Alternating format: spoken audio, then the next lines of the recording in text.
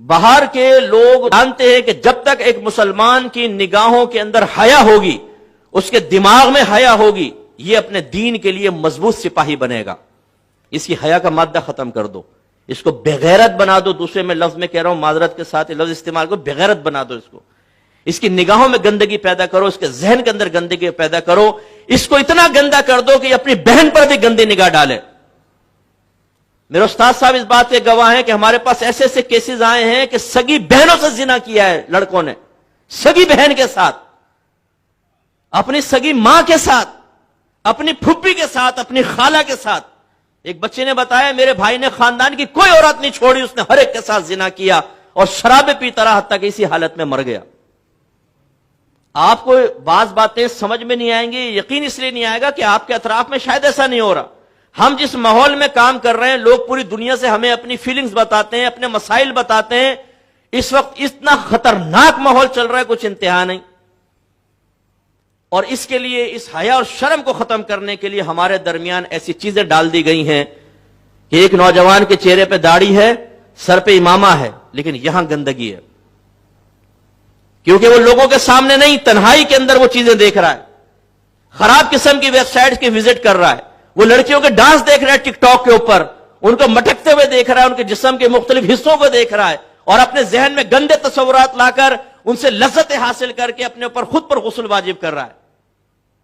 جس استاد نے تو ہمارے استاد صاحب نے تو بڑے محتاط الفاظ میں نشے کے بارے میں فرمایا نا، یہ نوجوان اپنی طاقتوں کو اپنے ہاتھ سے ضائع کر کے اس قابل نہیں ہے کہ یہ جہاد کر سکیں، ان کے منہ پہ تماچا لگے تو یہ دور جا کے گریں گے۔ اندر کی غیرت ختم ہو چکی ہے، بے حیائی نے ان کاموں کا ارتکاب کروایا ہے کہ اگر غیر مسلم سے جہاد کرنے کا موقع ملے تو یہ بے شرم ہاتھ بھی نہیں اٹھا سکے گا، اس کے منہ پہ تھپڑ پڑے گا، جا کے دور جا کے گرے گا۔ اور پھر ہماری بے حیائی، جب ہم یہ انٹرنیٹ سے بے حیائی حاصل کرتے ہیں، دل گندا، جو عورت گزر رہی ہے اس کو ٹیڑھی آنکھوں سے دیکھ رہے ہیں، برقع پوش نظر نہیں آ رہی، لیکن بھائی اپنی نگاہوں کی حفاظت میں گھر تک چھوڑ کر آ رہا ہے۔ واہ بھائی واہ، بڑا محافظ بھائی ہے بھائی، بہن کو کوئی گندی نگاہ سے نہ دیکھے، اس لیے اس نے یہ کردار خود اپنا لیا کہ میں نگاہوں کے ساتھ چھوڑ کر آؤں گا۔ اسکوٹر چلاتے ہوئے بیوی پیچھے بیٹھی پھر بھی ٹیڑھی آنکھوں سے دیکھ ہی لیتا ہے کہ سائیڈ میں کون جا رہی ہے۔ وہ بعض اوقات بیوی پھر ناخن مارتی ہے، اپنے کراٹے کا وار مارتی ہے، پھر اس کے گردے پہ لگتی ہے نا، ہاں چلا رہا، نہیں میں تو ایسے دیکھ رہا تھا۔ پھر یہ کیا ہے؟ ٹھرکی پن۔ یہ ٹھرکی پن کیسے پیدا ہوا؟ میرے پاس ایسے کیسز آئے، 6 بچے ہیں، سب جوان ہو گئے، شادی ہو گئی ہے، نانا دادا بن گیا ہے، اور رات کے 2:30 بجے بیٹھا ہوا چیٹ کر رہا ہے لڑکیوں کے ساتھ، اور نوجوان بن کے، میں 25 سال کا نوجوان ہوں، عمر 60 سال ہے، اور لڑکیوں کو پھنسانے کے چکر میں دادا جان۔ یہ کیا ہے؟ بے حیائی۔ میرے نوجوانوں یاد رکھیے گا، میری بات یاد رکھیں، پہلے زمانے کے بزرگ پھر بھی بہت اچھے گزر گئے، یہ سائنسی ایجادات نہیں تھی۔ اگر آپ اپنی جوانی کے اندر اپنے اندر مادہ حیا پیدا نہیں کریں گے، اس کی حفاظت نہیں کریں گے، تو جو میں کہہ رہا ہوں وہ آپ کے ساتھ بھی ہوگا کہ آپ کے بیوی بچے ہو جائیں گے، آپ دادا نانا بن جائیں گے، لیکن ذہن کی گندگی ختم نہیں ہوگی۔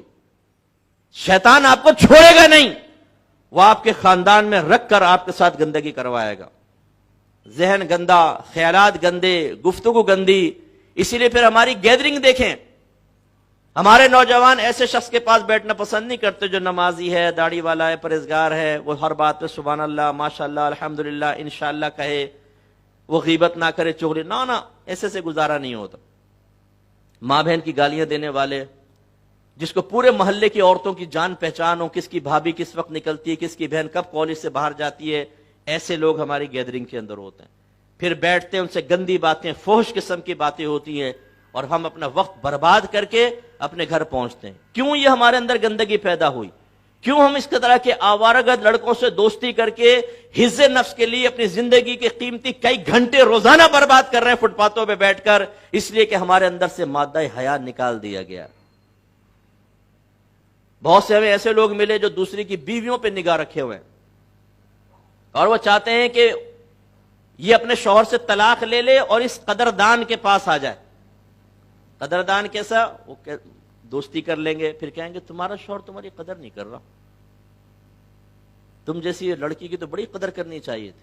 اشارہ یہ ہے کہ اس کے دل میں درد ہے ساری عورتوں کا, اس کو موقع فراہم کرو, یہ تمہاری قدر کر کے بتائے گا. اور مقصود کچھ بھی نہیں ہے, مقصود صرف عزت نفس ہے, اور اس کا اینڈ زنا ہے. شادی وادی کرنے کا کوئی ہمارے نوجوانوں کا ارادہ نہیں ہوتا, یہ اتنے سنجیدہ عاشق نہیں ہے اس زمانے کے, یہ اپنی وقت گزاری کرتے ہیں.